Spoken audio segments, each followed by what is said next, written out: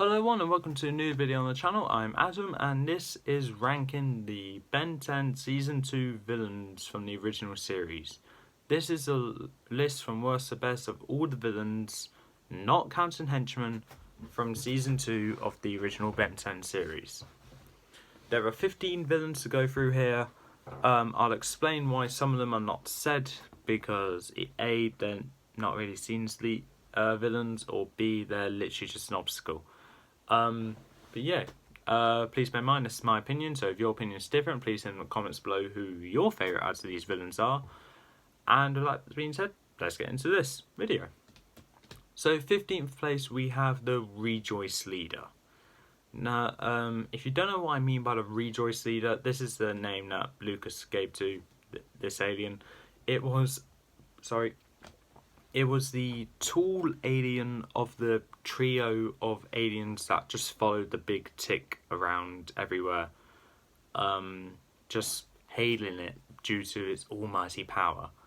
I will say the other aliens of that Rejoice group and the tick in himself, they would not be mentioned on this list because the other aliens, they're not technically the leader to them. I wouldn't say they are anyway. And the tick is more like an obstacle. It doesn't really do much apart from start to destroy the earth. That's it. Moving on. And the Rejoice Leader, kind of boring in my opinion. All he does is just fly around, giving snarky remarks and just shooting laser out from his forehead. That's it. 14th place we have the I like saying this name. The Big Ass Drone. Now, the Big Ass Drone was first shown in the original And Then There Were 10 episode, but it was also shown in Gwen 10. Basically, it got beaten twice. Unfortunately, I think even though the animation style was a bit cleaner, I guess, in this fight it had against Diamond Head, I wouldn't say it's like better, because I still prefer the fight from the original episode. It just shows that Gwen is better at using the Omnitrix than Ben is, so oops.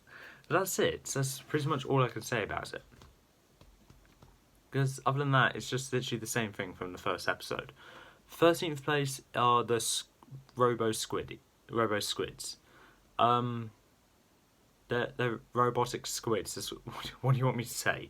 That's literally all I can say about it. I don't even know what they were there for, just to reclaim something which the hotel owner took from them, but that's it.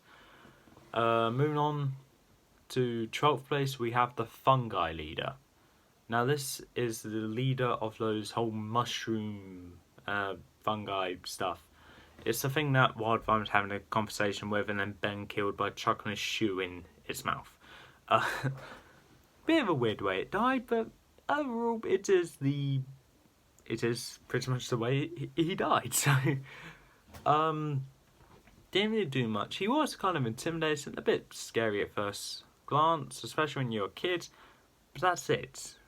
He didn't really do anything. More like his henchmen did the work for him. He just sat there whilst his henchmen did all the work. 11th place, we have Volcanus. Now, Volcanus is here because he didn't really do much, just walk around, do all the heavy lifting for 6-6, and, crush Tiny with a metal block, just trapping her in it, but that's it. That's literally all Volcanus does. Moving on to 10th place, we have Phil. Phil, in my opinion, is actually a rather good villain. Simplistic because he's a human, but still quite good for the simple reason he is actually really efficient when it comes to doing what he plans to do. Just release aliens they caught in the past, just to catch them again and get a quick buck from it. So it's not really an honest living, but it's close enough to one. It's a good plan as well.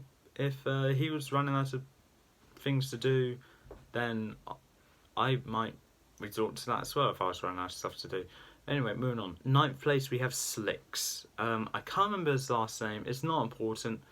all I need to say is he's just a robot that controls a ship and abducts aliens from their homeworlds just to fight for their lives. 8th place, we have 6-6.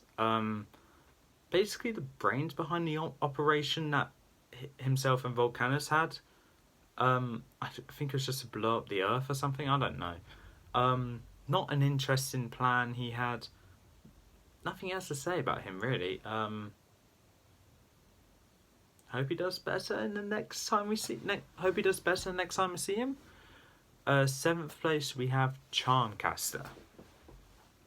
Now, Charmcaster is here because she had a good debut episode, but the reason why she's not better than Hex is because she didn't have an episode to herself just yet. When she has an episode to herself, hopefully it'll be better than Hex's debut episode, but until then, Charmcaster's worse than Hex. Speaking of which, 6th place is Hex.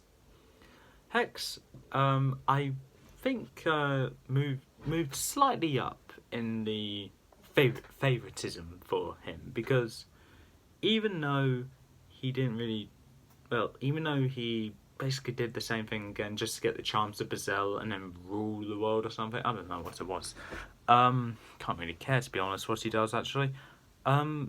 He doesn't really do anything else. That he just tried to do the same thing again, just with a keystone instead of the charm. But that's it. 5th place, we have Enoch. Now, Enoch is above Hex this time because he actually does something in his episode, going on this whole quest to get the ultimate weapon. And the way he does it, every time when he encounters Max, Ben and Gwen, he's always so chivalrous, I think that's the word Lucas used to describe it. He speaks so highly, like a knight, obviously, and just, I would say just so, not really full of himself, but just speaks very highly of everything he's describing, which I thought was actually kind of good, and you can catch a hint of sarcasm with what he says, because even though it's not really, I'm trying to explain it really, even though it's not really going to be sarcastic, it just sounds chivalrous with that hint of sarcasm in there, which makes it kind of amusing, but also kind of intriguing, I guess. It's not really a negative way in which he's speaking, but I like it. 4th place, we have Dr. Animo. Now, Dr. Animo, what can I say about you? This episode wasn't your best one, I'll say that. But looking back at your previous episodes, along with this one, it shows progression of when you went from spite for not winning an award to literally making animal mutations to rule the world and stuff like that.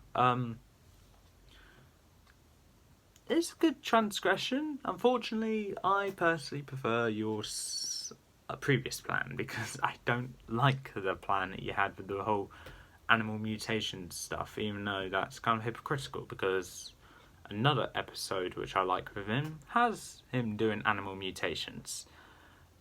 Anyway, moving on. 3rd place, we have Ghost Freak. Now, for being a villain that only appeared once, it was a good once, and he, in the span of one episode, he really did show himself to be an intimidating villain with literally the freakiest design out of all of the villains. And also the possession ability, which can be a bit... Oh, what can it be? The possession ability and his voice being a rather low, dry, raspy voice kind of goes along with this whole character design. Kind of makes it sound like it's for the right character, which is good. Anyway, moving on. 2nd place. Ooh, now we're down to the original top 2. From the last ranking to this ranking.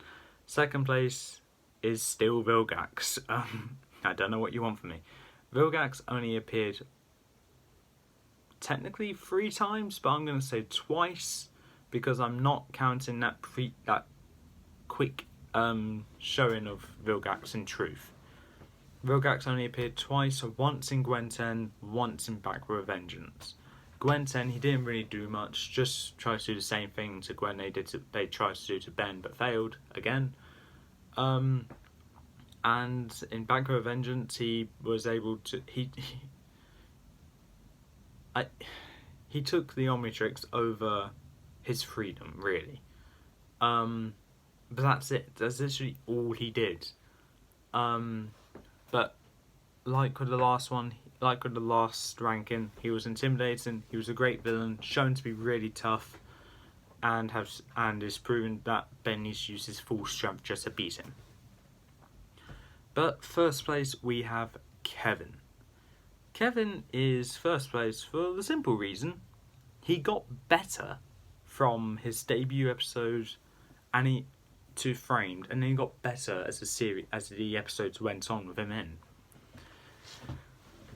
And then to have him come back in the finale, which I thought was great, form an alliance with Vilgax as 4 people, and then to take the Omnitrix from Ben and instead of go for it, settle his beef against Ben, which really fits in with his character. I wouldn't expect anything different from him, and he was really himself throughout the series, which is what I liked. And Kevin, I think, got better with his mutation. Anyway, that's all for this time. That's all for this ranking as well. That's all for this time. If you like what you saw, leave a like, leave a comment, don't forget to subscribe, press that notification bell down the corner below, and I'll see you next time.